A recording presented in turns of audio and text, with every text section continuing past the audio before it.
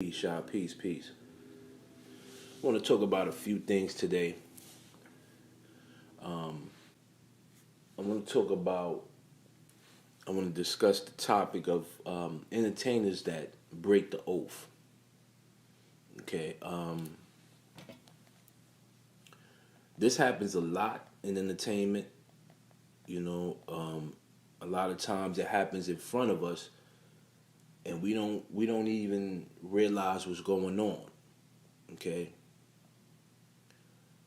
So first, I'm going to define what the word oath means. Okay.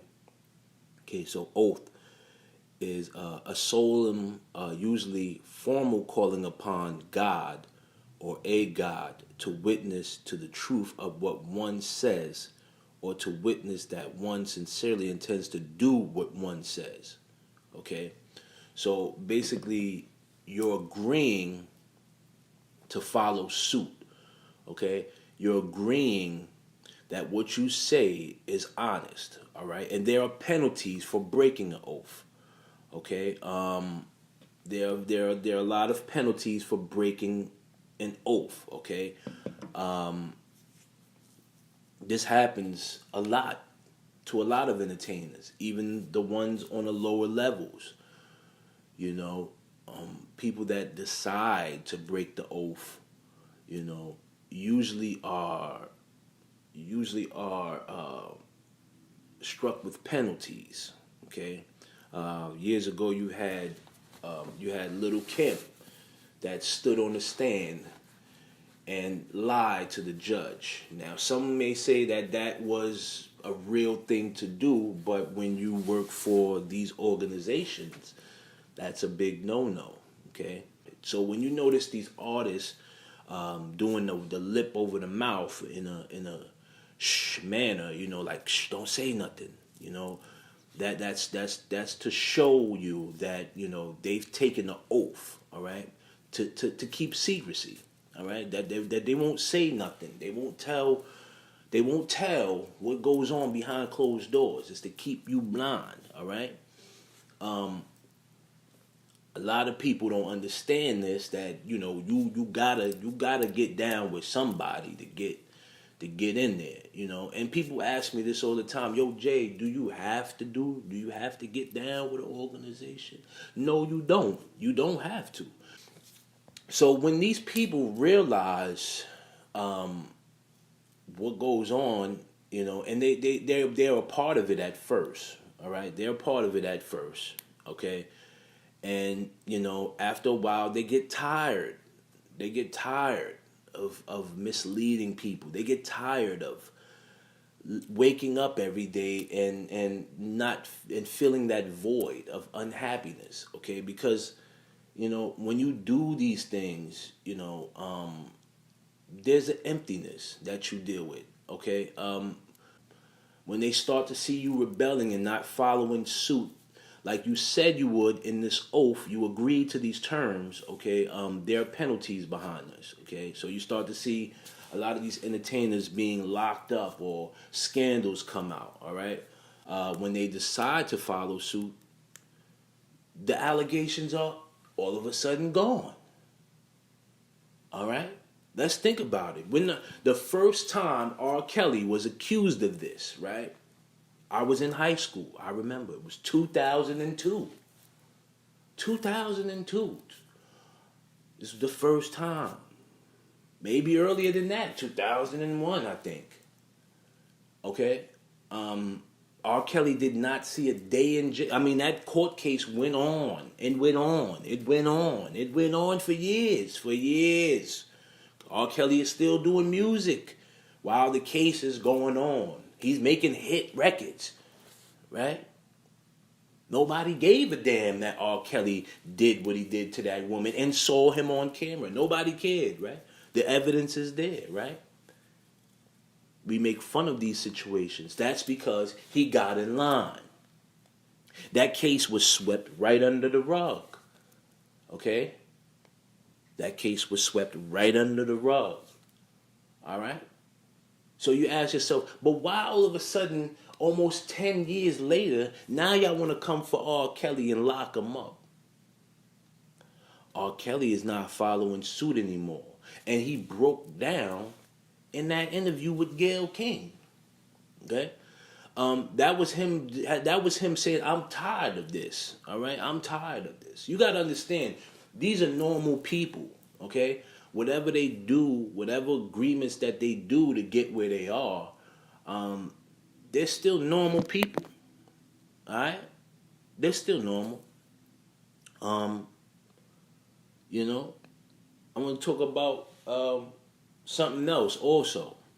Blackballing in the industry. Blackballing happens in everyday life, even employment, regular employment. Blackballing is something that should be illegal. It should be illegal, but it's not. Okay. Um, so basically, blackballing is when somebody in a higher position prevents someone else in a lower position from progressing. Stopping this person financially. But yeah, blackballing is something that's a tactic used. I would say that this is probably something that was started with the Willie Lynch era. You know what I'm saying? Crab in the barrel mentality. Keeping one individual down so that they don't progress above you or whatever. Um, yeah, this happens a lot, man. But what I don't understand is why a lot of gatekeepers in the industry they don't allow certain people to come in. You know that to me I don't understand. I never understood that. If you are in a position to financially help someone, what is the point of preventing them from succeeding financially? You know, what happens is the person may go to a record label and be getting and may get a deal. A record deal may come along. Okay. Um, Now this person that's in the office about to get the deal, someone else that that person may be having an issue with can call that label and say, "Hey, don't do business with them." Okay, and the deal is done. Now, How about this? How about this? Why you got me talking? How about I can stop a record at Koch? I believe you could. you could know somebody that may have close connections to a person. This person, you know, may tell you, "Yeah, yeah, yeah, I'm pass the music to such and such." Okay, and you know, and then now you in hopes of getting you rubbing shoulders with this person in hopes of getting an opportunity, but the opportunity never comes. Okay, and you ask yourself, why? Is it something I'm doing wrong? No, it's the person that you're that's playing the middleman between you and that individual that you're trying to get to. Okay, so when you call yourself trying to rub shoulders with such and such, or trying to rub shoulders with such and such to get to another person that's in a higher position, you're just preventing your own situation, because the middleman is not going to want you to become higher than him. So if you, so let's just say you rap, okay, and your homeboy down the street knows Meek Mill, okay, all right, and you want your homeboy to get your CD to Meek Mill or your music to Meek Mill, right? You know, because like they say, every sixth person knows somebody that knows somebody. Okay, so somebody knows somebody. Okay, so you get next to this guy, you're like, "Yo, man, I need you to pass my music to Meek." Okay, he tells you to your face, you know, I'll see if it's good. I'll let him see what I can do, right? But all the while, you never get nowhere. You don't get anywhere. You dealing doing music. Yo, did he listen to it? Yeah, yeah, yeah. He said it's dope, man. He said it's dope. Okay, okay. 9 times out of 10, your music never made it to this person. Okay, either this individual that you're going through is possibly hating on you, Or there could be a situation whereas you're just not that good, but he's afraid to tell you. So here's the thing, right? That middleman will not want you to progress above him. Okay, these are things that happen all the time.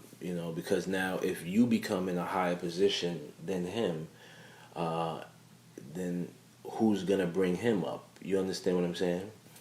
So, and then it'll just be he's beneath. Why would this is how most people feel. Why would I put you in position?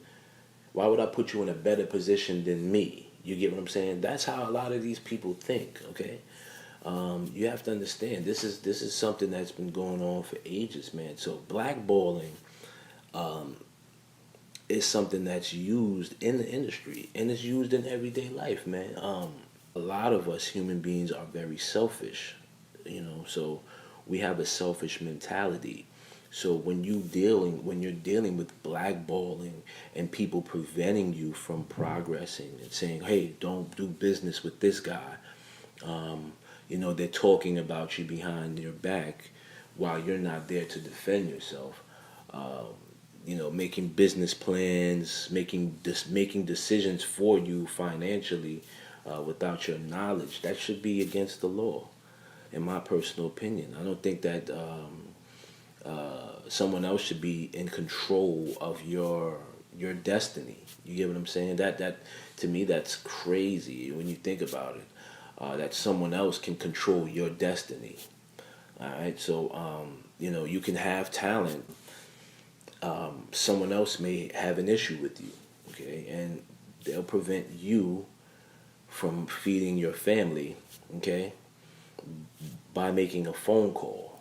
And now, 5 minutes before that phone call, you was about to make $750,000 to change your life, but one person made a phone call and demise that whole situation. This is crazy when you think about it. So, yeah. I hope everybody has a blessed day. You know what I mean? Stay safe out there. Peace.